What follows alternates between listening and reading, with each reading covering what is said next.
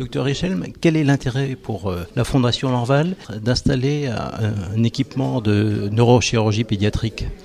Le premier intérêt, c'est de se mettre en règle avec la réglementation, puisque à Nice, l'activité de neurochirurgie pédiatrique fonctionne par dérogation depuis maintenant 6 ans, puisque le premier décret date de 2007 et que nous sommes sur des dérogations, puisque la neurochirurgie pédiatrique, elle doit se faire soit en milieu pédiatrique, soit avec une unité pédiatrique dans un milieu de neurochirurgie adulte. Et le choix qui a été fait, c'est de rassembler tout sur le site de la Fondation Lanval, qui est évidemment une structure pédiatrique.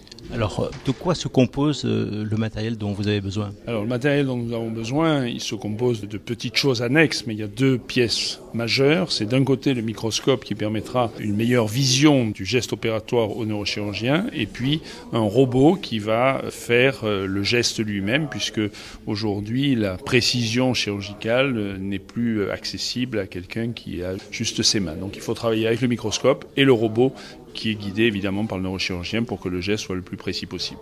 Avec ce matériel, cela évitera que des enfants soient transférés de Nice sur Marseille, par exemple ? Alors, premièrement, aujourd'hui, ce matériel est disponible au sein du CHU, dans l'unité de neurochirurgie adulte. Donc, la majorité des enfants qui arrivent ici sont, sauf des cas très spécifiques, qui pourront continuer à être opérés à Marseille ou ailleurs parce qu'on estime que la compétence des chirurgiens est nécessaire. La majorité des enfants, aujourd'hui, qui viennent ici, sur Nice, sont opérés sur le site de Pasteur. Par contre, aujourd'hui, il y a certainement un certain nombre de patients qui pourraient être opérés à Nice et qui, d'emblée, sont dirigés par leur médecin ou par les praticiens qui les prennent en charge directement vers Marseille.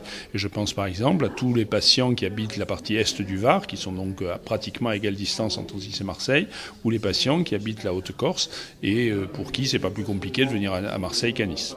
Vous pensez qu'une centaine d'interventions seraient réalisées avec ce matériel ? J'espère que oui, en sachant que là encore, vous savez, c'est comme tout, à partir du moment où quelque chose fonctionne, qu'il fonctionne bien, il bénéficie d'une certaine réputation et progressivement le recrutement s'accélère et s'accentue. Donc effectivement, sans une centaine d'interventions paraît un objectif raisonnable.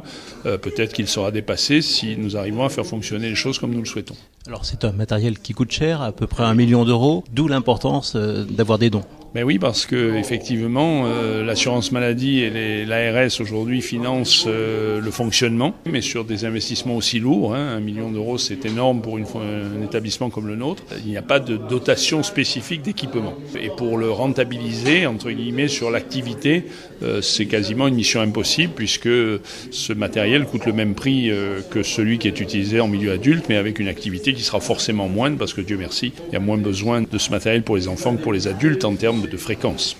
Donc vous espérez beaucoup dans cette faculté de déduire de son ISF les dons. Bien sûr, puisque comme ça a été expliqué par notre directeur général, globalement c'est pratiquement indolore pour le donateur et c'est simplement que c'est une manière pour l'État de nous donner cet argent dont nous avons besoin.